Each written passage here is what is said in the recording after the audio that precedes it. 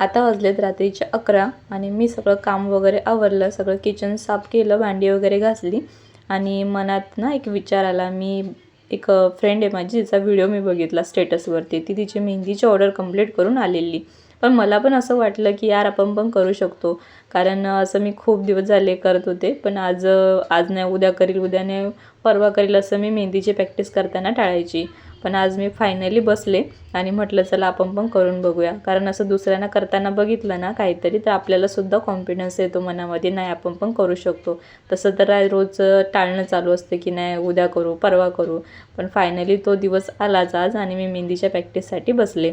असा हात मी काढताच मला ना लहानपणीची आठवण आली. जसं की आपण शाळेत जायचो आणि बघायचो की नाही यार माझा हात मोठा आहे, नाही तुझा हात मोठा आहे, असं आम्ही करायचो. तर खूप असं मनातच मला हसायला आलं.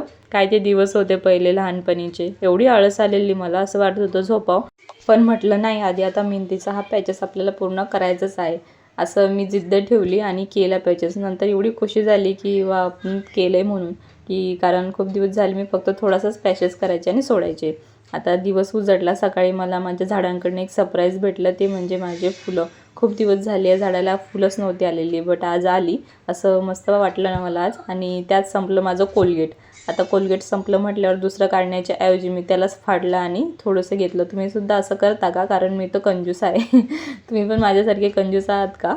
मी तर माझ्या सगळे प्रोडक्ट जे असतात असे फोडून वापरते. आता हे मी डीमार्टमधून आणलेलं ड्रायफ्रूटचं, ज्यामध्ये बदाम, आळसीच्या बिया तसेच अनेक ड्रायफ्रूट्स यामध्ये मिक्स असतात. खूप भारी लागते खायला. तसे आपण अख्खे बदाम खाल्ले किंवा आळसी खाल्ली ना तर ते चांगले नाही लागत मला. त्यामुळे मला असंच आवडते सगळं ड्रायफ्रूट मिक्स. तुम्हीसुद्धा खाऊन बघा, खूपच भारी लागते.